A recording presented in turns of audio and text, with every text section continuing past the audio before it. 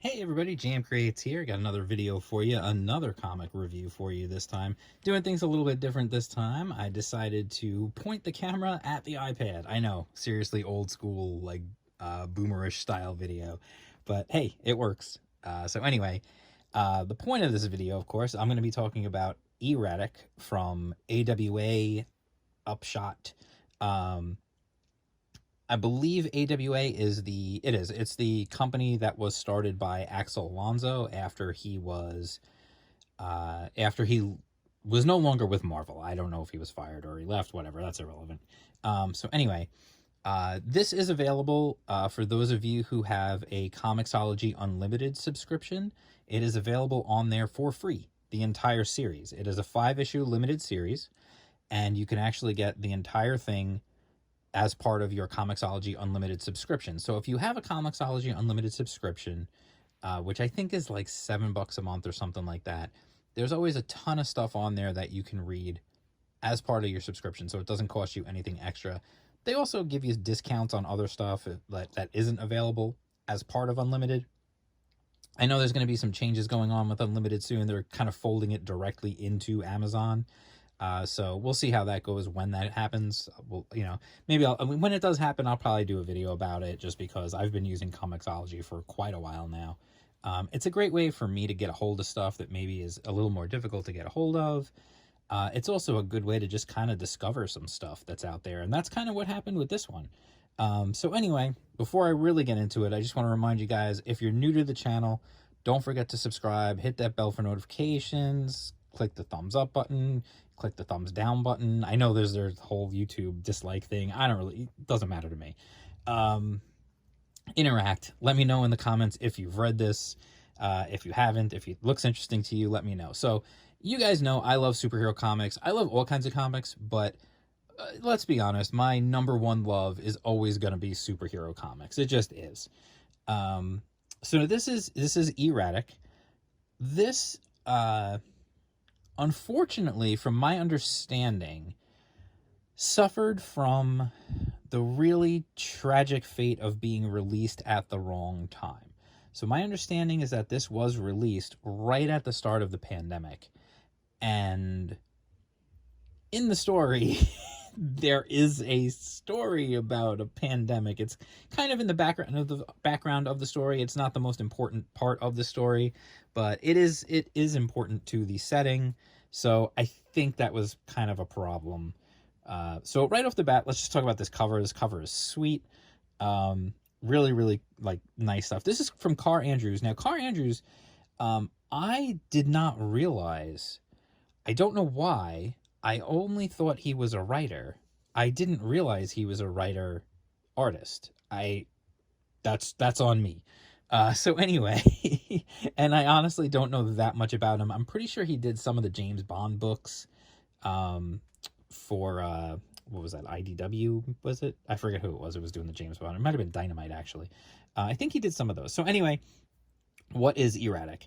E-Ratic is a story. It's a real superhero story. And again, I just want to say this again. I said it in the last video for my T-Bird and Throttle review, and I'll say it again. Indies are killing it. Listen, you're going to get a wide variety of styles. You're going to get a wide variety of skill levels on the indie scene. You are. And some of them maybe aren't at the same level as others. But the ones I've been showing you, Galactic Rodents of Mayhem, T-Bird and Throttle, now E-Ratic, they're on that level, man. They are so good. These books are so good. So anyway, it starts as people like to, as it's known as, in media res. He's in the middle of something. You've got this countdown going, and you see he's saying, I've got 15 seconds left to save her. He's shooting across the sky, and there's a little person you can see here falling. And we don't know what this is. And then we go back. So nicely done, just to give you a sense of what's coming. And then, oh, okay. And then we're back into it. So now, right off the bat, two things I just want to mention. This book definitely has a stylized look to it. the characters, like the character looking at the faces, the designs, there's almost a, it's almost, it's definitely not what I would call a manga influence. It's almost what I would call like almost like a Disney animation style influence would be the best way I could think of to put it. And then the other thing I will say, and this was, I went back and forth on this. I still kind of go back and forth on this. The backgrounds are clearly a very different take. I mean, we can go back to the cityscape here, and initially you look at it, it just looks sick. It looks really cool. You're just like, whoa, that's incredible. But then you realize, like, this is most likely a photo back here that's kind of just been manipulated a little bit. So that's a little weird. And then you can see back here, like, the cars, they're either 3D models or whatever. There's the backgrounds in the book have a little bit of a weird look to them, and they put that, like, you can see they're kind of like almost like a screen tone kind of thing happening on the backgrounds to, I guess, to make them fit in better. It's kind of an odd choice. It doesn't really bother me. It did a couple of times, like, I just noticed it and said, oh, that's kind of weird. But for the most part, the characters are so charming and so interesting to look at that they will draw your attention, and the backgrounds do what backgrounds are meant to do. They're meant to just fade into the background. Honestly, they're just meant to establish a setting, and that's it. So what we've got is we've got a pair of brothers here and their mom. They've just moved into a new apartment. This is their first day going to a new school. You've got the two boys. You've got an older brother and a younger brother. And the older brother, he fits right in right from the start. That's kind of the story here. Oliver, who's the younger brother, he has a hard time fitting in. He's a little more of a nerdy kid, a little shy, a little awkward. His older brother, though, just totally fits in right away. He's a jock. He's big. He's athletic. He fits right in wherever he goes. So he gets dropped off. They're at this new school. You kind of find out later that that you can see, obviously, a very stylized look on a lot of the characters. That's why I say that kind of that Disney animation almost to the characters. So just we'll hop real quick. You can see. So anyway, sorry about that little hiccup of an edit there. So you can hear my dog going crazy upstairs. So yeah, you've got Karre Andrews. I hope I'm saying your name right. I don't know if it's Karre or if you say it a different way. I'm not, or Karre. I don't really know. He's the writer, the artist, and the cover artist. Brian Reber was the colorist, and they had a Mike Diodato Jr. variant cover, and a Lee Lawfridge variant cover colorist. And then there was another color by John Boy Myers. So anyway, again, you can see here, like, this is kind of what I mean about, like, the backgrounds. A little strange. But when you get into the story, it's all characters. It's all about the characters. The characters have so much personality.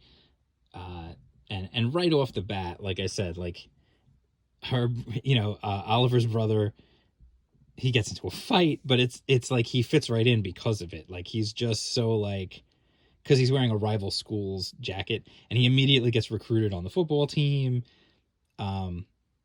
Oliver winds up making some friends, though. And then a subplot that goes throughout the story is Oliver's dad. His dad is missing. There is a pandemic that is happening in the background here of this story. And essentially what happened was Oliver went to go visit his father for, I don't remember if it was for a week or whatever, a week. I think it was like 2 weeks or something like that. And he was visiting his dad, and things really started to go badly. And then he comes home, but it turns out, we find out that his dad actually disappeared during that time, and he was kind of alone for the whole time, and we don't know where his dad is. And we're told that his dad is kind of a runaway kind of guy anyway, so we're not really sure what happened. So a lot of it does focus on this moving to a new school, moving to a new neighborhood. But we do have power. He does have powers. I'm gonna try to just jump ahead to show you like just a little something like because again, I don't want to ruin too much. At some point they do get attacked by like there's a robot and there's all this craziness. um and then as the story goes on, and like I said, because this is available on Comixology Unlimited, you can actually read all 5 issues, and I would wholeheartedly recommend reading all 5. It is a classic superhero story. He falls for this pretty girl in his school, um and she is not exactly what you think she's going to be when you first meet her. And you kind of are going to go back, at least I know I did, kind of go back and forth on her a little bit, about whether or not I liked her. We'll bring up that's cool. That's the Diodato cover. You go back and forth a little bit on her, I think, because of the way she acts and what she wants, and because of what E-Ratic's powers do. There's a fun little bit throughout the series where he's trying to come up with a name for himself. And then the origins of his powers, and that's all part of the story, is the origins of his powers. When the story starts, he already has them. One of the cool things, what I really liked about it, is his powers have a cooldown period. So if you ever play a video game where you have like a special ability that so you can't just spam it out all the time, it has a cooldown period. So you have to wait for it to recharge. And that's what his abilities are. So he has his powers, but then once his powers run out, he's wiped. And then he needs to recharge, and he can't use his powers for 24 hours. He has to wait for his battery basically to recharge. So it definitely gives you this perilous setting of, well, his powers could run out at the wrong time, and if he's already used them and then something else happens later, what does he do? So we're confronted with a bunch of this stuff. This is a character that, to me, I could see going for years, honestly. This is a character that I could see fitting right in with the great character, with the great like heroes that we all know and love, that we follow for decades. Like, I could totally see this character following him growing up and going through his relationships with his brother, and his relationship with his father and his mother, and his relationships at school with his friends, and when they find out what he is and how does that go, and all these other things. And some of that is addressed in this series. But there's so much more I would love to see from this character. And I know, like I said, I'm pretty sure it suffered from poor timing on the release, but I really, really hope that that doesn't preclude them from doing any more of it. I don't know how successful it was. I really don't know. I mean, and you're talking about a small publisher, so they're running, most of these small publishers are running on razor thin margins, and so you really just hope that, if it's something that you like, you hope that it has a chance to come back. And so anyway, it's got its funny moments, it's got real heroic moments. There's real challenges for this kid, what he's going through. There are changes for supporting characters. There's some real rough stuff that happens in the middle of the series, and that he has to confront, and things with his brother and with his mother and his family, and stuff and it's just really good storytelling and really, really beautiful artwork. Like I said, the characters are just phenomenal. The backgrounds, I know some people are going to look at those backgrounds and go, oh, I don't like that at all. But truthfully, the backgrounds do what they're meant to do. They establish the setting, and the rest is just, it's all about the characters. It really is. So anyway, that is my take on E-Ratic. This is specifically issue 1, but you can get all 5 issues on Comixology Unlimited. I don't know what kind of distribution AWA had or has, so I really am not sure what you're gonna see in terms of maybe being able to find it in the comic book store. So I think your best bet might be digital on this one. But you never know. Give them a call. Give your local comic shop a call. See if they carry it. Maybe they do. Maybe you'll get lucky. But yeah, it really is fantastic, and I really, really enjoyed it. And again, just hitting this series of just fantastic indie books that I really am enjoying, superhero indie books that are kicking ass, and I love it. So anyway, that is E-Ratic. I totally recommend it. I really, really highly recommend it. Check it out. And like I said, if you're new here, don't forget to like and subscribe and all that good stuff. Also, you can follow me at Twitter at jm_creates. You can follow me on TikTok at jm_creates. You can follow me all over the place. Pretty much any social network. I'm jm_creates on all of them. I make it easy on you. So you can check out. I'll have links down below as well. And do me a favor. If you like indie comics, and if you like my channel, if you've been here for a while and you want to help support the channel, check out my Subscribe Star. I'm getting ready. I'm working hard. I've got 34 pages as of this recording of my comic, penciled and inked. Some of them are, I've got about 12 pages colored already too. I'm doing what I'm projecting to be a 64-page book, but it's going to be first released on my Subscribe Star. So if you want to get behind the scenes stuff, if you want to get a first look at the art, if you want to see how hideous looking some of my layouts look before I do the inking, you can do that too. I'm going to share all kinds of stuff there on my Subscribe Star.